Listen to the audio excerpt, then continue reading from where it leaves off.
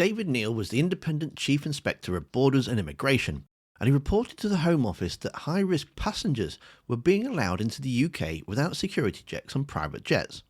After the government sat on the report for over a year and blocked his reappointment, he spoke to the Daily Mail saying, "It's a scandal and it's incredibly dangerous for this country's border force. Only 21% of high-risk flights at London City Airport were checked by Border Force, which equates to 540 flights last year that didn't have their passports checked." After it was raised in the Commons yesterday, the government did their best to claim it was all nonsense, and then they sacked him.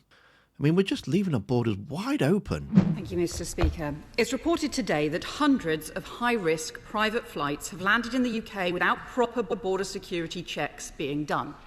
If the Minister disputes the figures, can he tell us the true ones now?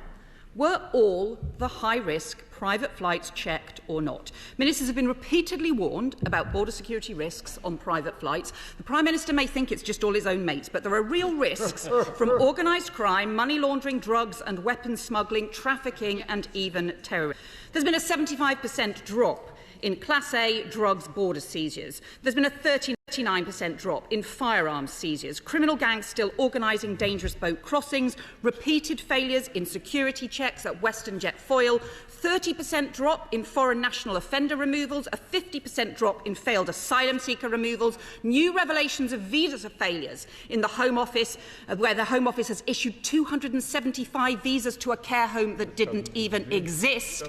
And instead of getting any grip, what's the Minister's response? Just to sack the border inspector and instead sit on his reports and changing the rules to stop Ukrainian family members coming here. What message of solidarity does that send to a country we're supposed to be supporting in the face of Russian aggression? Will he now publish all the outstanding inspectors' reports? And will he tell us, is it true there will now be no inspector in place for the next 6 months? And tell us the key border security facts. Have all high-risk private flights been met and checked in the last year, something Home Office ministers promised me in this chamber 13 years ago would happen? And if not, tell us now how many high-risk flights, maybe involving dangerous people and weapons, have been allowed into this country without proper border security checks. The Conservatives have broken the asylum system, bust the Home Office budget, badly undermined Britain's border security and put our country's security at risk. Will they ever get a grip? Minister. Well, I have to say that I'm very disappointed, particularly in relation to... Absolutely right. I'm very disappointed with the Right Honourable Lady's response on the issue of the certainty that the announcement that was made yesterday in relation to Ukraine provides. We had a very good debate just before the February recess involving colleagues from across the House where there were calls for certainty around the future of those visa schemes. The government has come forward and provided that assurance about where we go from here. Of course, the first of those visas don't expire until 2025. If you then add that 18-month period on, that adds an additional 2.5 years of certainty for individuals from the here and now, which I think is very welcome, and there will continue to be an in-country and out-of-country approach to this. And we, of course, engage with our Ukrainian friends and allies and will support them in any way that we can. And we are ahead of the curve internationally in giving that assurance. And she should be on the front foot in welcoming that because it is good, positive news. In terms of the question about the publication of the ICIBI reports, we will publish those reports and our responses to them. That will happen soon.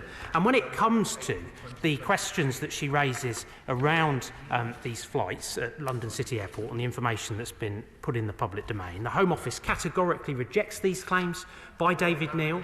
Mr Neal's report into general aviation border checks at London City Airport was submitted last week and underwent fact-checking as is standard practice. Mr Neal was made aware of a specific issue with the recording of data at London City Airport, which meant that a large proportion of flights recorded as high risk should have been reclassified as low risk, and it's disappointing that he's chosen to put misleading data into the public domain. The Home Office's priority is to deliver a safe and secure border, and we will never compromise on this. And where we're notified of a GA flight we cleared 100% of high-risk flights, either remotely or in person, in accordance with the GA guidance. And we're committed to responding effectively using an intelligence-led approach, as well as thoroughly working with the wider law enforcement community. She will appreciate that there is a report in relation to this issue. We will go through the proper process in responding to that report, and that will have answers to these substantive points that have been posed as part of the inspector's report, dealing with that in entirely the proper way. It was rather ironic, I have to say, the Honourable Lady, the Right Honourable Lady, talking about the opposition's stance when it comes to the security of our border. She voted against, quite happily voted against, the Nationality and Borders Act when we legislated to introduce electronic travel authorisations, which is critical to the future of our border security and allowing greater automation for passengers, improving the passenger experience at the border, whilst being robust on border security. She's chuntering away, but she voted against those important measures. And when it comes to, for example, dangerous foreign criminals on our streets, we hear the benches opposite opposing those removal flights. In fact, the Leader of the Opposition and others taking that stance.